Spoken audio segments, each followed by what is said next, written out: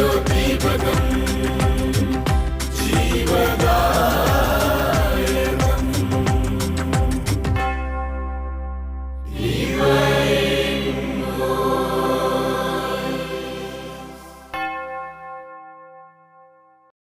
മിശിഹായ്ക്ക് സ്തുതിയായിരിക്കട്ടെ. ലോകം മുഴുവനുമുള്ള എല്ലാ ഗുഡ്നസ് TV പ്രേക്ഷകരെയും ഡിവൈൻ വോയിസ് ശുശ്രൂഷയിലേക്ക് ഏറ്റവും ഹൃദ്യമായി സ്വാഗതം ആശംസിക്കുന്നു. ഈശോയിൽ ഏറ്റവും സ്നേഹം നിറഞ്ഞ പ്രിയപ്പെട്ട സഹോദരി സഹോദരങ്ങളെ, വിശുദ്ധ പൗലോസ്ലീഹ ഗലാത്യക്കാർക്ക് എഴുതിയ ലേഖനം 4-ാം അധ്യായം 19-ാം വാക്യത്തിൽ ഇപ്രകാരം പറയുന്നുണ്ട്: എൻ്റെ കുഞ്ഞുമക്കളെ, ക്രിസ്തു നിങ്ങളിൽ രൂപപ്പെടുന്നതുവരെ വീണ്ടും ഞാൻ നിങ്ങൾക്ക് വേണ്ടി ഈ ഈറ്റുനോവ് അനുഭവിക്കുന്നു. അതെ, വിശുദ്ധ പൗലോസ്ലീഹ നമ്മളോട് ആഹ്വാനം ചെയ്യുന്നത് ഈശോ നമ്മളിൽ ഓരോരുത്തരിലും രൂപപ്പെടണമെന്നുള്ളതാണ് അവിടുത്തെ ആഗ്രഹവും ദൈവത്തിൻ്റെ തിരുഹിതവുമെന്ന്. അതെ, നമ്മുടെ ജീവിതത്തിൽ വിശുദ്ധ കുർബാന നമ്മൾ സ്വീകരിക്കുമ്പോൾ ഈശോ നമ്മളിൽ രൂപപ്പെടുകയാണ്. നമ്മൾ ഓരോരുത്തരും ഒരു ഈശോയുടെ രൂപം, ഈശോ നമ്മുടെ ഉള്ളിൻ്റെ കടന്നു വരുന്ന ആ ദിവ്യമായ നിമിഷമാണ് വിശുദ്ധ കുർബാന നമ്മൾ സ്വീകരിക്കുന്നത്. പ്രിയപ്പെട്ട സഹോദരങ്ങളെ, ഇന്ന് നമ്മളറിയാം, ഒരുപാട് പ്രാർത്ഥിച്ചിട്ടും പല വ്യക്തികളുടെ മാനസാന്തരത്തിന് വേണ്ടി നമ്മൾ പ്രാർത്ഥിച്ചിട്ടും അവർക്ക് മാനസാന്തരം ഉണ്ടാകുന്നില്ല. നമ്മൾ പല നൊവേനകൾ അർപ്പിക്കും, പല പ്രാർത്ഥനകൾ അർപ്പിക്കും, ജപമാല അർപ്പിക്കും, അതുപോലെ തന്നെ അവർക്ക് വേണ്ടി പരിത്യാഗങ്ങൾ അർപ്പിക്കും. എന്നാൽ ഏതൊരു വ്യക്തിയുടെ ജീവിതത്തിൽ മാനസാന്തരം നമ്മൾ ആഗ്രഹിക്കുന്നുവെങ്കിൽ നമ്മൾ ചെയ്യേണ്ടത് ഒറ്റയൊരു കാര്യം ചെയ്താൽ മതി. ആ വ്യക്തിക്ക് വേണ്ടി, ആ വ്യക്തി ജീവിച്ചിരിക്കുമ്പോൾ തന്നെ ആ വ്യക്തിയുടെ മാനസാന്തരത്തിന് വേണ്ടി വിശുദ്ധ കുർബാന അർപ്പിച്ച് നമ്മൾ പ്രാർത്ഥിക്കണം. പലരും ചോദിക്കാറുണ്ട്, സിസ്റ്ററെ, മരിച്ചു കഴിയുമ്പോൾ ആ വ്യക്തികളുടെ പേര് പറഞ്ഞ് നമ്മൾ പ്രാർത്ഥിക്കാറുണ്ട്, എന്നാൽ ജീവിച്ചിരിക്കുമ്പോൾ ഇന്ന വ്യക്തികൾക്ക് വേണ്ടി വിശുദ്ധ കുർബാന അർപ്പിച്ച് പ്രാർത്ഥിക്കാൻ നമുക്ക് സാധിക്കുമോ എന്ന്. തീർച്ചയായിട്ടും സാധിക്കും. നമ്മളൊക്കെ ഇന്ന് ബർത്ത്ഡേ, വിവാഹ ആഘോഷങ്ങൾ, ജൂബിലി ആഘോഷങ്ങളൊക്കെ വരുമ്പോൾ അവർക്ക് വേണ്ടി വിശുദ്ധ കുർബാന അർപ്പിച്ച് പ്രാർത്ഥിക്കാറുണ്ട്. എന്നാൽ ഇതിനേക്കാൾ ഉപരിയായിട്ട് ഏതെങ്കിലും ഒരു വ്യക്തി മരണാസന്നനായി കഴിയുമ്പോൾ പോലും മാനസാന്തരമില്ലാത്തവരുണ്ടാകാം. ചിലരൊക്കെ ദുശീലങ്ങൾക്ക് അടിമപ്പെട്ട് ആ ദുശീലങ്ങളിൽ നിന്ന് വിടുതൽ പ്രാപിക്കണമെന്ന് ആഗ്രഹിച്ചിട്ടും അതിന് സാധിക്കാതെ പലപ്പോഴും എന്ത് ചെയ്യണം അറിയാതെ പല കുടുംബങ്ങളും തകർന്നു പോകാറുണ്ട്. എന്നാൽ പ്രിയപ്പെട്ടവരെ, നിങ്ങൾ ചെയ്യേണ്ട ഒറ്റയൊരു കാര്യമേ ഉള്ളൂ. വിശുദ്ധ കുർബാന ഓരോ ദിവസവും അർപ്പിക്കുന്ന വിശുദ്ധ കുർബാന കൂടാതെ ഏതൊരു വ്യക്തിയുടെ മാനസാന്തരമാണോ നമ്മൾ ആഗ്രഹിക്കുന്നത് ആ വ്യക്തിക്ക് വേണ്ടി വിശുദ്ധ കുർബാന അർപ്പിച്ച് പ്രാർത്ഥിക്കണം. വിശുദ്ധ കുർബാന ആ വ്യക്തിക്ക് വേണ്ടി നമ്മൾ പേര് പറഞ്ഞ് അർപ്പിച്ച് പ്രാർത്ഥിക്കുമ്പോൾ ആ വ്യക്തി മാനസാന്തരപ്പെട്ടിരിക്കും. അതുകൊണ്ടാണ് വിശുദ്ധ ആൻസലം പറയുന്നത്, ജീവിച്ചിരിക്കുമ്പോൾ ഒരു വ്യക്തിക്ക് വേണ്ടി അർപ്പിക്കുന്ന ഒരു വിശുദ്ധ കുർബാനയാണ് മരിച്ചു കഴിഞ്ഞ് ആ വ്യക്തിക്ക് വേണ്ടി അർപ്പിക്കുന്ന 1000 വിശുദ്ധ കുർബാനയേക്കാൾ ശക്തിയെന്ന്. അതായത് ഒരു വ്യക്തി ജീവിച്ചിരിക്കുമ്പോൾ നമ്മൾ ആ വ്യക്തിയുടെ മാനസാന്തരം ആഗ്രഹിക്കുന്നുവെങ്കിൽ ആ വ്യക്തിക്ക് വേണ്ടി നമ്മൾ വിശുദ്ധ കുർബാന അർപ്പിച്ച് പ്രാർത്ഥിക്കുമ്പോൾ തീർച്ചയായിട്ടും ആ വ്യക്തി നിത്യജീവനിലേക്ക് പ്രവേശിക്കും. മരണത്തിനു മുമ്പ് അവർ മാനസാന്തരപ്പെട്ടിരിക്കും.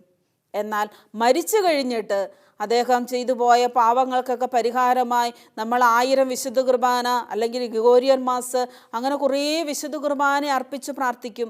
അതിൻ്റെയൊക്കെ ഇരട്ടി ഫലം കിട്ടും ആ വ്യക്തി മരിക്കുന്നതിന് മുമ്പ് ജീവിച്ചിരിക്കുമ്പോൾ തന്നെ ആ വ്യക്തിക്ക് വേണ്ടി പ്രാർത്ഥിക്കുമ്പോൾ ആ വ്യക്തി മാനസാന്തരപ്പെട്ടിരിക്കുമെന്ന് വിശുദ്ധ ആൻസലം നമ്മെ പഠിപ്പിക്കുന്നുണ്ട്. ഇതുപോലെ തന്നെ വിശുദ്ധ കൊച്ചു ത്രേസ്യ, വർഷങ്ങൾക്ക് മുമ്പ് ജീവിച്ചിരുന്ന വിശുദ്ധ കൊച്ചു ത്രേസ്യ 13-14 വയസ്സ് പ്രായമുള്ളപ്പോൾ അവൾ മഠത്തിൽ ചേർന്ന് സമർപ്പണ ജീവിതം നയിക്കുവാൻ വേണ്ടി ഒരുങ്ങിക്കൊണ്ടിരിക്കുന്ന പരിശീലന കാലഘട്ടത്തിലായിരിക്കുമ്പോൾ അവൾ ഒരു ദിവസം പത്രമെടുത്ത് വായിക്കുമ്പോൾ കാണുകയാണ്, പത്രത്തിൽ ഒരു കുറ്റവാളി, ഒരു കൊലപാതകി മാനസാന്തരമില്ലാതെ മരിക്കാനായിട്ട് അദ്ദേഹത്തെ തൂക്കിലേറ്റുവാനായിട്ടുള്ള എല്ലാ വിധിയും കൽപ്പിച്ചു ഒരുങ്ങിയിരിക്കുകയാണ്. പക്ഷേ അദ്ദേഹത്തിന് ഒരു മാനസാന്തരവുമില്ല. അദ്ദേഹത്തിൻ്റെ പേര് ഫ്രാൻസീൻ എന്നാണ്. ഈ ഫ്രാൻസീൻ ഒരു മാനസാന്തരവുമില്ലാതെ മരണത്തെ സ്വീകരിക്കുവാനായിട്ട് തയ്യാറായി നിൽക്കുന്നുവെന്ന വാർത്ത ഈ കൊച്ചു ത്രേസ്യ പത്രത്തിൽ വായിച്ചപ്പോൾ അവൾ തൻ്റെ ചേച്ചി സെലിൻ ചേച്ചിയോട് ചെന്ന് പറഞ്ഞു, ചേച്ചി, ഈ മകൻ്റെ മാനസാന്തരത്തിന് വേണ്ടി, ഈ ഫ്രാൻസിനയുടെ മാനസാന്തരത്തിന് വേണ്ടി ചേച്ചി വികാരിയച്ഛൻ്റെ കയ്യിൽ പൈസ കൊടുത്ത് അദ്ദേഹത്തിന് വേണ്ടി മാനസാന്തരത്തിന് വേണ്ടി വിശുദ്ധ കുർബാന അർപ്പിച്ച് പ്രാർത്ഥിക്കണമെന്ന് കൊച്ചു ത്രേസ്യ തൻ്റെ ചേച്ചിയോട് പറയുന്ന ഇത് നമുക്ക് കൊച്ചു ത്രേസ്യയുടെ ജീവചരിത്രത്തിൽ വായിക്കുവാനായിട്ട് സാധിക്കും. എന്നാൽ പ്രിയപ്പെട്ടവരെ, ഈ കൊച്ചു ത്രേസ്യയുടെ വിശുദ്ധ ബലി അർപ്പിച്ചുള്ള അദ്ദേഹത്തിന് വേണ്ടിയുള്ള പ്രാർത്ഥനയുടെ ഫലമായി, വിശുദ്ധ കുർബാനയുടെ ശക്തിയുടെ ഫലമായി ഈ ഫ്രാൻസിനെ തൂക്കിലേറ്റി കൊള്ളുവാനായിട്ട് കൊണ്ടുപോകുന്ന സമയത്ത് അടുത്ത് നിന്നിരുന്ന വൈദികൻ്റെ കയ്യിലിരുന്ന ഒരു കുരിശ് രൂപം മേടിച്ച് അദ്ദേഹം ചുംബിച്ച് മാനസാന്തരപ്പെട്ടിട്ടാണ് അദ്ദേഹം മരിച്ചത്, മരണത്തെ സ്വീകരിച്ചത്. പ്രിയപ്പെട്ടവരെ, ഇതുപോലെ നമ്മുടെ കുടുംബജീവിതത്തിൽ, നമ്മുടെ കുടുംബത്തിൽ തന്നെ ജീവിത പങ്കാളി, മക്കൾ പലതരത്തിലുള്ള തിന്മകൾക്ക് അടിമപ്പെട്ട് വിശ്വാസ ജീവിതത്തിൽ നിന്ന് അകന്നു പോകുന്നവരുണ്ടെങ്കിൽ അവരെ മാനസാന്തരപ്പെടുത്തിയെടുക്കുവാൻ നമുക്ക് ഒറ്റയൊരു മാർഗം ചെയ്താൽ മതി. അവർക്ക് വേണ്ടി വിശുദ്ധ കുർബാന അർപ്പിച്ച് പ്രാർത്ഥിക്കുക. ഏറ്റവും വലിയ ശക്തി, ഏറ്റവും വലിയ പ്രാർത്ഥന അതാണ്. ആ പ്രാർത്ഥനയുടെ ശക്തിയാൽ ഈ വ്യക്തികൾ മാനസാന്തരപ്പെട്ടിരിക്കുമെന്ന് നമ്മൾ വിശ്വസിച്ച് പ്രാർത്ഥിക്കണം, വിശ്വസിച്ച് ബലിയർപ്പിക്കണം. ഈ ബലിയർപ്പണത്തിൻ്റെ ഫലമായിട്ട് തീർച്ചയായിട്ടും ഈ വ്യക്തി മാനസാന്തരപ്പെട്ടിരിക്കുമെന്ന് നമുക്ക് കാണുവാനായിട്ട് സാധിക്കും. അത്രമാത്രം ശക്തിയുണ്ട് വിശുദ്ധ കുർബാനയ്ക്ക്. അനുദിന ജീവിതത്തിൽ ഏറ്റവും നമുക്ക് ഒഴിച്ചുകൂടാൻ പറ്റാത്ത ഒന്നായി നമ്മുടെ ജീവിതത്തിൽ വിശുദ്ധ കുർബാനയെ നമ്മൾ സ്വീകരിക്കണം. അവിടെയാണ് വിശുദ്ധ കുർബാനയുടെ ശക്തി നമുക്ക് കാണുവാൻ സാധിക്കുന്നത്. അതുപോലെ തന്നെ വിശുദ്ധ മാർഗരറ്റ് മേരി പറയുന്നുണ്ട്, വിശുദ്ധ കുർബാന സ്വീകരിക്കുന്നതിന് നഗ്നപാദത്തോടെ തീക്കനിൽ കൂടി നടക്കേണ്ടി വന്നാലും ഞാൻ അത്യധികം സന്തോഷത്തോടുകൂടി വിശുദ്ധ കുർബാനയിൽ പങ്കെടുക്കുമെന്ന്. അതെ, ഒരു വിശുദ്ധ കുർബാനയ്ക്ക് നമ്മൾ പോകുവാൻ വേണ്ടി എത്ര വലിയ തടസ്സങ്ങൾ നമ്മുടെ മുമ്പിലുണ്ടെങ്കിലും, വേദനകൾ നമ്മുടെ മുമ്പിലുണ്ടെങ്കിലും നമ്മൾ അതിന് പിന്നിൽ ഒത്തിരി അധ്വാനിക്കേണ്ടി വരും. ചിലരൊക്കെ പറയാറുണ്ട്, സിസ്റ്റേ ഒരുപാട് യാത്ര ചെയ്യണം, ബസ് കയറണം, എവിടെയെങ്കിലൊക്കെ ഒന്ന് വിശുദ്ധ കുർബാനയ്ക്കൊന്ന് പോകണമെങ്കിൽ. നമുക്കറിയാം, വിദേശ രാജ്യങ്ങളിലേക്കൊക്കെ ചെന്നാൽ ഒരുപാട് ദൂരം മൈലുകൾ യാത്ര ചെയ്താലേ ഒരു വിശുദ്ധ കുർബാനയ്ക്ക് പങ്കെടുക്കുവാൻ നമുക്ക് സാധിക്കുകയുള്ളൂ. എന്നാൽ പ്രിയപ്പെട്ടവരെ, അതിന് വില കൊടുത്ത് നമ്മൾ എത്രമാത്രം വേദനിച്ചും കഷ്ടപ്പെട്ടും എത്ര ദൂരം നമ്മൾ യാത്ര ചെയ്യുന്നോ അത്രമാത്രം ശക്തി നമുക്ക് ആ വിശുദ്ധ കുർബാനയിൽ നിന്ന് നമുക്ക് കിട്ടും. നമുക്കറിയാം, പണ്ട് കാലത്തുണ്ടായിരുന്ന നമ്മുടെ പ്രായം ചെന്ന അപ്പച്ചന്മാരും അമ്മച്ചിമാരും ഒക്കെ രാവിലെ 3 മണിക്കും 2 മണിക്കൊക്കെ എഴുന്നേറ്റ് ചൂട്ടും കത്തിച്ച് അവർ വിശുദ്ധ കുർബാനയ്ക്ക് വേണ്ടി കാടായ കാടുകളെല്ലാം വനത്തിൽ കൂടിയൊക്കെ യാത്ര ചെയ്തിട്ടാണ് ഒരു വിശുദ്ധ കുർബാനയ്ക്ക് അവർ പോകുന്നത്. അതുകൊണ്ടൊക്കെ അവരുടെ ജീവിതത്തിലെ ശക്തി കേന്ദ്രം അതായിരുന്നു വിശുദ്ധ കുർബാന.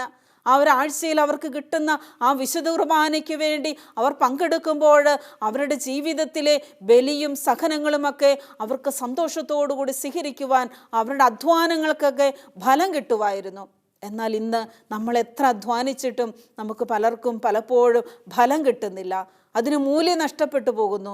ഇതിൻ്റെയൊക്കെ കാരണം നമ്മൾ വിശുദ്ധ കുർബാനയ്ക്ക് വേണ്ട രീതിയിൽ ഭക്തിയും വിശ്വാസവും ഇല്ലാതെ, അത് വേണ്ട രീതിയിൽ അത് ഉൾക്കൊള്ളാതെ, അതിന് പ്രാധാന്യം കൊടുക്കാതെ, അതൊക്കെ നമ്മൾ വിലയില്ലാത്ത ഫ്രീ ആയിട്ട് കിട്ടുന്നത് കൊണ്ട് നമ്മൾ അതിനെ ഫ്രീ ആയിട്ട് ഉപേക്ഷിക്കുന്ന ഒരവസ്ഥയിലേക്ക് ഇന്നത്തെ കാലഘട്ടത്തിൽ ഇന്നത്തെ തലമുറകൾ മാറിക്കൊണ്ടിരിക്കുകയാണ്.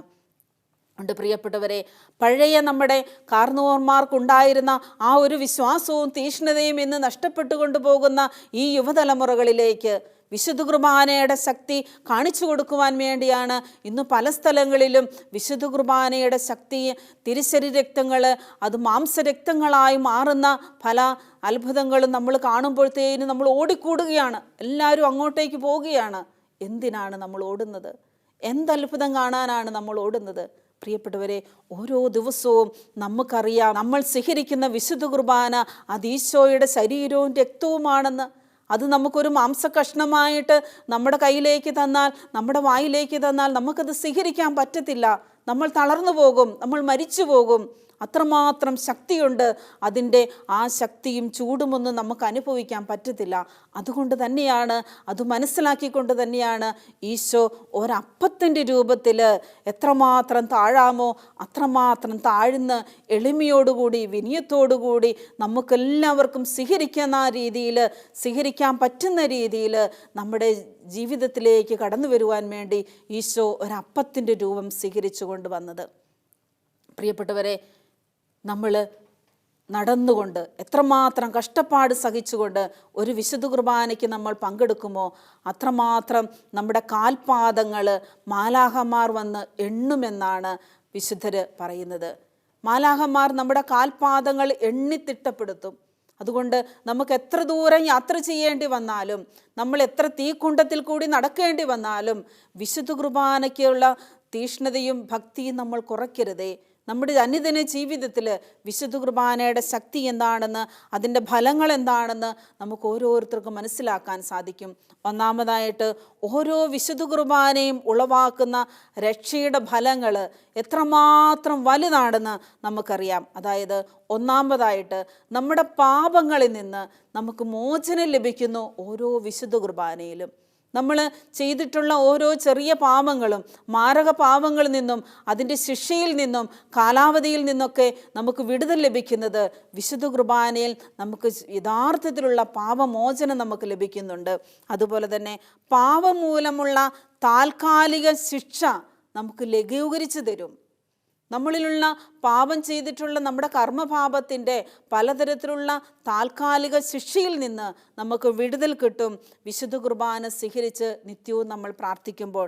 മൂന്നാമതായിട്ട്, സാത്താൻ്റെ സ്വാധീനങ്ങളെയും നമ്മുടെ ശരീരമാകുന്ന നമ്മുടെ പ്രലോഭനങ്ങളെയും അതിജീവിക്കുവാനായിട്ട് വിശുദ്ധ കുർബാനയിൽ നിന്ന് നമുക്ക് സ്വീകരിക്കുക സാധിക്കും. അതുപോലെ തന്നെ നമ്മുടെ അനുദിന ജീവിതത്തിൽ ഉണ്ടാകുന്ന ബലഹീനതകൾക്ക് പരിഹാരമായിട്ട് വിശുദ്ധ കുർബാന സ്വീകരിച്ച് പ്രാർത്ഥിക്കണമെന്ന് വിശുദ്ധ അഗസ്റ്റിൻ നമ്മളെ പഠിപ്പിക്കുന്നുണ്ട്. നമ്മുടെ ബലഹീനതകൾ, ചിലർക്കൊക്കെ നാവിനെ നിയന്ത്രിക്കാൻ പറ്റത്തില്ല, ചിലർക്ക് ചിലരുടെ ശരീരത്തിൻ്റെ പ്രലോഭനങ്ങളെ നിയന്ത്രിക്കാൻ പറ്റത്തില്ല, ചിലർക്ക് ചിലതരത്തിലുള്ള ആസക്തികൾ, ചിലർക്ക് ചിലതരത്തിലുള്ള ഭക്ഷണപ്രിയമായിരിക്കാം, ചില വസ്തുക്കളോടുള്ള പ്രിയമായിരിക്കാം, ചിലർക്ക് തങ്ങളുടെ കണ്ണുകളെ നിയന്ത്രിക്കാൻ പറ്റത്തില്ല. അങ്ങനെ പലതരത്തിലുള്ള ബലഹീനതകൾ, ദുശീലങ്ങൾ ഉപേക്ഷിക്കാൻ പറ്റത്തില്ല. ഇങ്ങനെയുള്ള കൊച്ചു കൊച്ചു പാവങ്ങൾക്ക്, ബലഹീനതകൾക്ക് പരിഹാരമായിട്ട് നമ്മൾ വിശുദ്ധ കുർബാന സ്വീകരിച്ച് പ്രാർത്ഥിക്കണമെന്ന് വിശുദ്ധ അഗസ്റ്റിൻ നമ്മെ പഠിപ്പിക്കുന്നത്. അതുകൊണ്ട് പ്രിയപ്പെട്ടവരെ, നമ്മുടെ ബലഹീനതകൾക്ക് പരിഹാരമായിട്ട് വിശുദ്ധ കുർബാന സ്വീകരിച്ച് പ്രാർത്ഥിക്കണം. നാലാമതായിട്ട്, ആപത്തിൽ നിന്നും അനർത്ഥങ്ങളിൽ നിന്നും നമ്മെ രക്ഷിക്കുന്നു. പലതരത്തിലുള്ള ആപത്തിൽ നിന്ന്, നമ്മുടെ ജീവനെ സംഭവിക്കാവുന്ന അനർത്ഥങ്ങളിൽ നിന്ന് വിശുദ്ധ കുർബാന സ്വീകരിച്ച് പ്രാർത്ഥിക്കുമ്പോൾ നമുക്ക് ശക്തി ലഭിക്കുന്നു. അഞ്ചാമതായിട്ട്, ശുദ്ധീകരണ സ്ഥലത്തെ ശിക്ഷയുടെ കാലം ചുരുക്കുന്നു. നമ്മൾ ശുദ്ധീകരണ സ്ഥലത്തിൽ നമ്മൾ വേദന അനുഭവിക്കുമ്പോൾ, അല്ലെങ്കിൽ ശുദ്ധീകരണ സ്ഥലത്തിൽ നമ്മൾ കിടക്കുമ്പോൾ അതിൻ്റെ കാലം, സമയം നമ്മളെ ശുദ്ധീകരണ സ്ഥലത്ത് നിന്ന് നിത്യജീവനിലേക്ക്, സ്വർഗ സൗഭാഗ്യത്തിലേക്ക് ഈശോ നമ്മളെ നയിക്കും. ആറാമതായിട്ട്, സ്വർഗത്തിൽ നമുക്ക് കിട്ടുന്ന മഹത്വത്തിൻ്റെ മാറ്റ് വർദ്ധിക്കുന്നു. സ്വർഗത്തിൽ നമുക്ക് കിട്ടുന്ന മഹത്വത്തിൻ്റെ മാറ്റ് വർദ്ധിക്കുന്നു. അതെ, സ്വർഗരാജ്യത്തിൽ നമുക്ക് പ്രവേശിക്കുവാനുള്ള, അവിടെ നമ്മൾ സ്വർഗത്തിൽ പ്രവേശിക്കുമ്പോൾ അവിടെ നമുക്ക് ദൈവത്തിൻ്റെ ശക്തിയും അനുഗ്രഹവും ഏറ്റവും കൂടുതൽ ലഭിക്കുന്നത് വിശുദ്ധ കുർബാനയുടെ ശക്തിയിൽ നിന്നാണ്.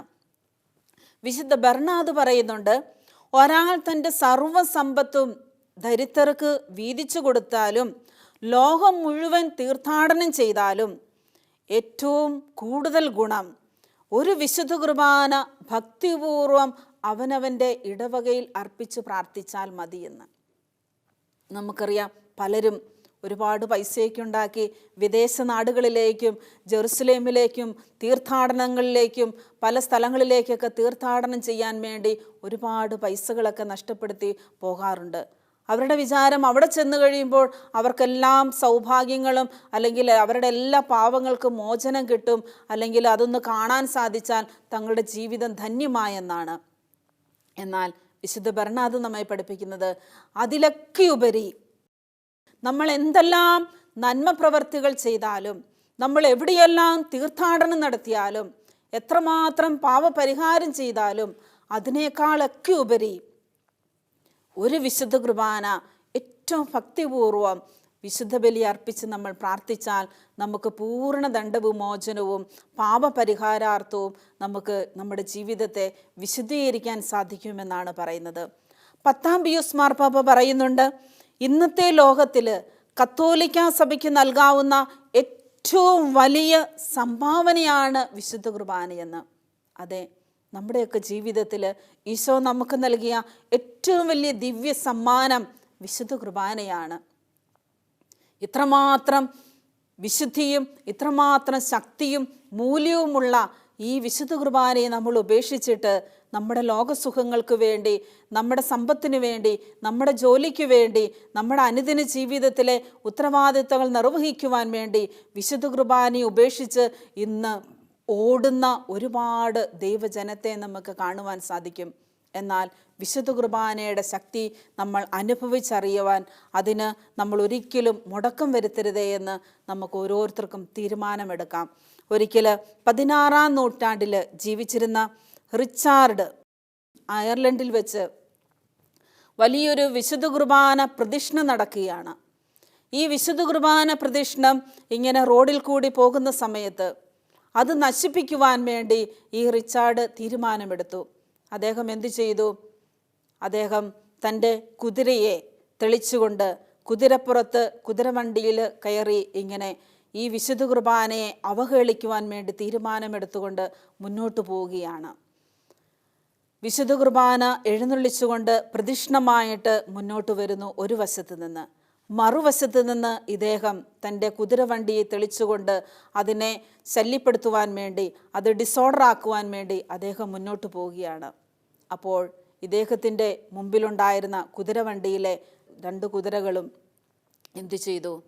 ഈ വിശുദ്ധ കുർബാന എഴുന്നള്ളിച്ചുകൊണ്ട് അരളിക്കയിൽ ഈശോ എഴുന്നള്ളിയിരിക്കുന്ന ആ ഈശോയുടെ രൂപം കണ്ട നിമിഷത്തിൽ തന്നെ ഈ കുതിരകൾ താണു വണങ്ങി അവിടെ നിന്നു.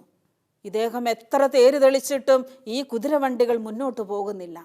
അത്രമാത്രം ശക്തി തിരിച്ചറിയുവാനായിട്ട് ഈ കുതിരകൾക്ക് സാധിച്ചു. എന്നാൽ ഇന്നും വിശുദ്ധ കുർബാന എഴുന്നള്ളിച്ചുകൊണ്ട് നമ്മുടെ അടുത്തു കൂടി പോകുമ്പോഴും വിശുദ്ധ കുർബാന പ്രദക്ഷിണം നടത്തുമ്പോഴും നമ്മളൊക്കെ അതിനെത്രമാത്രം പ്രാധാന്യം കൊടുക്കുന്നുണ്ട്. എന്നാൽ വിശുദ്ധരുടെ രൂപം എഴുന്നള്ളിച്ചുകൊണ്ട് പ്രദക്ഷിണമായിട്ട് പോകുമ്പോൾ നമ്മൾ ആട്ടും പാട്ടും നൃത്തവും എല്ലാം ചെയ്ത് അത് തൊട്ടുമുത്താനും അതിനെ തൊടാനുമൊക്കെ എന്തോരം തെക്കും തിരക്കും കൂട്ടുന്നുണ്ട്. എന്നാൽ നമുക്ക് എത്ര പേർക്ക് സാധിക്കും വിശുദ്ധ കുർബാന എഴുന്നള്ളിച്ചുകൊണ്ട് നമ്മുടെ മുമ്പിൽ കൂടി ഒരു വൈദികൻ കടന്നു പോകുമ്പോൾ ആ വിശുദ്ധ കുർബാനയെ ഒന്ന് തൊട്ടുമുത്തുവാൻ അല്ലെങ്കിൽ ഒന്ന് ആരാധിക്കുവാൻ, വണങ്ങുവാൻ നമ്മൾ എത്ര പേര് മനസ്സ് കാണിക്കുന്നുണ്ട്? ഇന്ന് അവിടെ ഒരു തിക്കും തിരക്കും കാണാറില്ല. എന്നാൽ വിശുദ്ധരുടെ തിരുനാളുകൾക്കും അതിന് പ്രാധാന്യം കൊടുത്തുകൊണ്ട് വിശുദ്ധ ബലി അർപ്പണം ദേവാലയത്തിൽ നടക്കുമ്പോൾ പോലും കച്ചവട സ്ഥലങ്ങളിലും മറ്റു പല സ്ഥലങ്ങളിലുമൊക്കെ ആൾക്കാർ തിക്കുമൂട്ടലാണ്. അവർക്കതിനു വേണ്ടിയിട്ടാണ് തിരക്ക്. ഇന്ന് തിരുനാളെന്ന് പറഞ്ഞ് എല്ലാവരും ബന്ധുമിത്രാദികളൊക്കെ വരും. പക്ഷേ വിശുദ്ധ കുർബാനയ്ക്ക് ദേവാലയത്തിൽ പ്രവേശിക്കുവാനോ വിശുദ്ധ കുർബാനയ്ക്ക് പങ്കെടുക്കുവാനോ നമ്മൾ ആരും ശ്രദ്ധിക്കത്തില്ല. ഒരു വിവാഹ വിരുന്നിന് ക്ഷണിക്കപ്പെട്ടാലും നമ്മളതാ ചെയ്യുന്നത്. വിവാഹ വിരുന്നിൻ്റെ സമയമാകുമ്പോൾ നമ്മൾ ചെല്ലും. എന്നാൽ ആ അർപ്പിക്കപ്പെടുന്ന വിശുദ്ധ ബലിയിൽ പങ്കെടുത്തുകൊണ്ട് ആ വധുവരന്മാർക്ക് വേണ്ടി ഒന്ന് പ്രാർത്ഥിച്ച് അവരെ അനുഗ്രഹിച്ചുകൊണ്ട് മുന്നോട്ട് പോകുവാനായിട്ട് നമുക്ക് സാധിക്കുകയാണെങ്കിൽ ഇന്ന് അവരുടെ കുടുംബജീവിതം അനുഗ്രഹമായി തീരും. പ്രിയപ്പെട്ടവരെ, ഞാൻ ഓർക്കുകയാണ്, ഒരിക്കലും ഞാൻ ഒരു ഇടവകയിൽ ധ്യാനിപ്പിച്ചു കൊണ്ടിരിക്കുമ്പോൾ ഞങ്ങൾക്ക് രാവിലത്തെ ബ്രേക്ക്ഫാസ്റ്റ് ആ ഇടവകയിലുള്ള ഒരു വീട്ടിൽ വെച്ചാണ് അന്നത്തെ ബ്രേക്ക്ഫാസ്റ്റ്. അത് കഴിക്കുവാനായിട്ട് ഞങ്ങൾ ഒന്നിച്ചിരുന്ന് അച്ഛനുമുണ്ട്, ഞങ്ങൾ സിസ്റ്റേഴ്സും ആ വീട്ടിലെ കുടുംബാംഗങ്ങളുടെ കൂടെ ഒന്നിച്ചിരുന്ന് ബ്രേക്ക്ഫാസ്റ്റ് കഴിച്ചുകൊണ്ടിരിക്കുമ്പോൾ ആ വീട്ടിലെ മൂത്ത മകന് സെമിനാരിയിൽ ചേർന്ന് അവധിക്ക് വീട്ടിൽ വന്നിട്ടുണ്ടായിരുന്നു. അവനോട് ഞാൻ ചോദിച്ചു, എന്തു പ്രചോദനമാണ് നിനക്ക് ഈ ദൈവവിളി സ്വീകരിക്കുവാനായിട്ട് കിട്ടിയതെന്ന് ചോദിച്ചപ്പോൾ ആ മകൻ പറയുകയാണ്, സിസ്റ്ററെ, എൻ്റെ അപ്പൻ തന്നെയാണ് ഈ വിശുദ്ധ കുർബാനയുടെ ശക്തിയും ഒരു പുരോഹിതൻ്റെ ശക്തിയും എന്താണെന്ന് എൻ്റെ ജീവിതത്തിൽ എനിക്ക് മനസ്സിലാക്കി തന്നതെന്ന്. ഞാൻ ചോദിച്ചു, നിൻ്റെ അപ്പച്ചനോ? എന്താണ് നിൻ്റെ അപ്പച്ചനിൽ നിന്ന് നിനക്ക് കിട്ടിയ പ്രചോദനം? അപ്പോൾ അവൻ പറഞ്ഞു, സിസ്റ്ററെ, എല്ലാ ദിവസവും രാവിലെ അപ്പനും മക്കളും ഞങ്ങളെല്ലാവരും ഒന്നിച്ച് പള്ളിയിൽ പോകും. വിശുദ്ധ കുർബാന സ്വീകരിച്ചതിന് ശേഷമേ ഞങ്ങൾ ഭക്ഷണം കഴിക്കത്തുള്ളൂ, സ്കൂളിൽ പോകത്തുള്ളൂ. എന്താവശ്യത്തിനും എല്ലാവരും. അത് ഞങ്ങളുടെ കുടുംബത്തിലെ ഒരു വലിയ ചിട്ടയായിരുന്നു. ഒരു ദിവസം ഞാൻ സ്കൂളിൽ നിന്ന് പിക്നിക്കിന് പോയി. പിക്നിക്ക് കഴിഞ്ഞ് യാത്ര ചെയ്ത് രാത്രിയിൽ ഞാൻ തിരിച്ചു വന്നപ്പോൾ കുറച്ച് ലേറ്റായിട്ടാണ് ഞാൻ കിടന്നത്. അതുകൊണ്ട് രാവിലെ വിശുദ്ധ കുർബാനയ്ക്ക് പോകാൻ ഞാൻ മടിച്ചു. അവിടെ കിടന്ന് ഞാൻ ഉറങ്ങി. രാവിലെ ബ്രേക്ക്ഫാസ്റ്റിന് സമയമായപ്പോൾ അപ്പച്ചനും അമ്മച്ചിയും പള്ളിയിൽ പോയി വന്നു. ബാക്കി എല്ലാവരും വിശുദ്ധ കുർബാനയെ പങ്കെടുത്തു വന്ന് ബ്രേക്ക്ഫാസ്റ്റ് വിളമ്പി വെച്ചപ്പോൾ എന്നെ അമ്മ വന്ന് വിളിച്ചു. ഞാൻ ഉറക്കത്തിൽ നിന്ന് എഴുന്നേറ്റ് വന്ന് ബ്രേക്ക്ഫാസ്റ്റ് കഴിക്കുവാൻ വേണ്ടി ടേബിളിൻ്റെ അടുത്ത് വന്ന് നിൽക്കുമ്പോൾ എൻ്റെ അപ്പച്ചൻ എന്നോടൊരു വാക്ക് പറഞ്ഞു, നീ ഇന്ന് ഭക്ഷണം കഴിക്കണ്ട എന്ന്. എനിക്ക് സങ്കടം വന്നു. അതെന്താ അപ്പച്ചൻ അങ്ങനെ പറഞ്ഞത്? നിനക്ക് വിശുദ്ധ കുർബാനയ്ക്ക് പോകാൻ ക്ഷീണവും തളർച്ചയുമായിരുന്നു. നീ വിശുദ്ധ കുർബാന സ്വീകരിക്കാത്ത അതിന് പള്ളി വരാനായിട്ട് നിനക്ക് മടുപ്പുണ്ടായിരുന്നുവെങ്കിൽ നീ ഇന്ന് വിശുദ്ധ ബലി സ്വീകരിക്കാത്തത് കൊണ്ട് നീ ഇന്ന് ഈ വീട്ടിൽ വെച്ച് ബ്രേക്ക്ഫാസ്റ്റ് കഴിക്കണ്ട എന്ന് എന്നെ എഴുന്നേൽപ്പിച്ചു വിട്ടു. എനിക്ക് വലിയ സങ്കടം വന്നു. കുറച്ചു നേരം ഞാൻ കിടന്ന് കരഞ്ഞു. എൻ്റെ മുറിയിൽ ഞാൻ കതകടച്ചിട്ടിരുന്ന് കരഞ്ഞു. പിന്നെ ഞാനിരുന്ന് ചിന്തിച്ചു, എന്തിനാണ് എൻ്റെ അപ്പൻ ഇത്ര കഠിനമായ ഒരു ശിക്ഷ എനിക്ക് തന്നത്? അപ്പം എത്രമാത്രം ആ വിശുദ്ധ കുർബാനയ്ക്ക് ശക്തിയുണ്ടെന്നും എത്രമാത്രം ആ വിശുദ്ധ കുർബാനയെ എൻ്റെ അപ്പൻ ബഹുമാനിക്കുന്നുണ്ട്, സ്നേഹിക്കുന്നുണ്ട് എന്നും എനിക്ക് ബോധ്യമായി. അന്ന് ഞാൻ തീരുമാനിച്ചു, എൻ്റെ ജീവിതത്തിൽ ഇനി ഒരിക്കലും ഞാൻ വിശുദ്ധ കുർബാന മുടക്കത്തില്ല. ആ വിശുദ്ധ കുർബാന എനിക്കും എൻ്റെ കരങ്ങളിലെടുത്തുകൊണ്ട് എനിക്ക് അർപ്പിക്കുവാനായിട്ട് സാധിക്കണം. എനിക്കും ഒരു വൈദികനാകണം. അതിനു വേണ്ടിയിട്ടാണ് സിസ്റ്ററെ ഞാൻ ദൈവവിളി സ്വീകരിച്ച് 10ാം ക്ലാസ് കഴിഞ്ഞപ്പോൾ സെമിനാരി പോകാൻ ഞാൻ തീരുമാനമെടുത്തതെന്ന്. നോക്കുക, ഇതുപോലെ എത്രയോ നല്ല മാതൃകാപരമായ കുടുംബജീവിതം നയിക്കുന്ന വിശുദ്ധ കുർബാനയുടെ ശക്തി തിരിച്ചറിഞ്ഞ മാതാപിതാക്കളെയും കുടുംബങ്ങളെയും ഇന്ന് നമുക്ക് കാണുവാൻ സാധിക്കും. അവർ ജോലിക്ക് പോകുന്നവരുണ്ട്, ഗവൺമെൻറ് ജോലി ചെയ്യുന്നവരുണ്ട്, പലതരത്തിലുള്ള തിരക്കുകൾ ബിസിനസ് നടത്തുന്നവരൊക്കെയുണ്ട്. എന്നാൽ വിശുദ്ധ കുർബാനയുടെ ശക്തിയും ഉത്തരവാദിത്വവും മനസ്സിലാക്കി കഴിഞ്ഞ ഒരു കുടുംബം പോലും, ഒരു വ്യക്തി പോലും ഒരു വിശുദ്ധ കുർബാനയും ഉപേക്ഷിക്കുകയില്ല. അതുപോലെ ചിട്ടയിലും ഉത്തരവാദിത്വത്തിലും മാതാപിതാക്കൾ മക്കളെ വളർത്തുകയാണെങ്കിൽ ഇന്നത്തെ നമ്മുടെ തലമുറയ്ക്കും നമ്മുടെ ആ വിശ്വാസം പകർന്നു കൊടുക്കുവാനായിട്ട് സാധിക്കും. നമുക്കും തീരുമാനമെടുക്കാം. നമ്മുടെ കുടുംബത്തിൽ നമ്മുടെ മക്കൾക്ക്, ഇന്ന് പള്ളിയുടെ തൊട്ടടുത്ത് കിടക്കുന്ന മക്കൾ പോലും പലപ്പോഴും വിശുദ്ധ കുർബാനയ്ക്ക് മടി കാണിക്കാറുണ്ട്, പോകാൻ താല്പര്യമില്ല. അതിൻ്റെ ശക്തി അവർ തിരിച്ചറിയാത്തത് കൊണ്ടാണ്. പ്രിയപ്പെട്ടവരെ, നമുക്ക് തീരുമാനമെടുക്കാം. എൻ്റെ അനുദിന ജീവിതത്തിൽ വിശുദ്ധ ബലി ഞാൻ മുടക്കുകയില്ല. ആ വിശുദ്ധ ബലിക്ക് ഞാൻ പ്രാധാന്യം കൊടുത്തുകൊണ്ട് ഞാൻ എൻ്റെ ജീവിതത്തിൽ ഈശോയെ സ്നേഹിച്ച് ഈശോ എനിക്ക് ദാനമായി തന്ന ആ സമ്മാനം സ്വീകരിച്ചുകൊണ്ട് ഞാൻ എൻ്റെ അനുദിന ജീവിതത്തിൽ ശക്തിയിൽ ജീവിക്കുമെന്ന് തീരുമാനമെടുക്കുക. ഇന്ന് പല വിശുദ്ധരുടെയും ജീവിതത്തിൽ അവർക്ക് വിശുദ്ധമായൊരു ജീവിതം നയിക്കുവാൻ സാധിച്ചത് വിശുദ്ധ കുർബാനയുടെ ശക്തി ഒന്നുകൊണ്ട് മാത്രമാണ്. പരിശുദ്ധി അമ്മ തൻ്റെ അനുദിന ജീവിതത്തിൽ ആ സഹനങ്ങൾ ഈശോ കുരിശിൽ കടഞ്ഞു പിടഞ്ഞു മരിക്കുമ്പോഴും ആ സഹനത്തെ സഹിക്കുവാനുള്ള ശക്തി പരിശുദ്ധി അമ്മയ്ക്ക് ലഭിച്ചത് ദിവ്യകാരുണ്യത്തിൻ്റെ യേശുവിൻ്റെ സ്നേഹം പരിശുദ്ധി അമ്മ അനുഭവിച്ചറിഞ്ഞതുകൊണ്ടാണ്. ഇതുപോലെ നമ്മുടെ ജീവിതത്തിലും അനുദിന ജീവിതത്തിൽ നമ്മൾ അനുഭവിക്കുന്ന സഹനങ്ങളെ അതിജീവിക്കുവാൻ, അതിനെ മുന്നേറുവാൻ, ഇത്ര വലിയ സഹനം വന്നാലും ആ സഹനങ്ങളെ അതിജീവിച്ചുകൊണ്ട് മുന്നോട്ട് പോകുവാൻ വിശുദ്ധ കുർബാനയിൽ നിന്ന് നമുക്ക് ശക്തി സ്വീകരിക്കാം. ഈശോ നമ്മളെ അനുഗ്രഹിക്കും. നമുക്കതിനു വേണ്ടി പരിശുദ്ധ അമ്മയുടെ മധ്യസ്ഥം അപേക്ഷിച്ചുകൊണ്ട് നമുക്ക് പ്രാർത്ഥിക്കാം. നന്മ നിറഞ്ഞ മറിയമേ സ്വസ്തി, കർത്താവ് അങ്ങയുടെ കൂടെ, സ്ത്രീകളിൽ അങ്ങ് അനുഗ്രഹിക്കപ്പെട്ടവളാകുന്നു. അങ്ങയുടെ ദുരിതം ഫലമായി ഈശോ അനുഗ്രഹിക്കപ്പെട്ടവനാകുന്നു. പരിശുദ്ധ മറിയമേ തമ്പുരാൻ്റെ അമ്മേ, പാപികളായ ഞങ്ങൾക്ക് വേണ്ടി എപ്പോഴും ഞങ്ങളുടെ മരണസമയത്തും തമ്പുരാനോട് അപേക്ഷിക്കണമേ. ആമേൻ.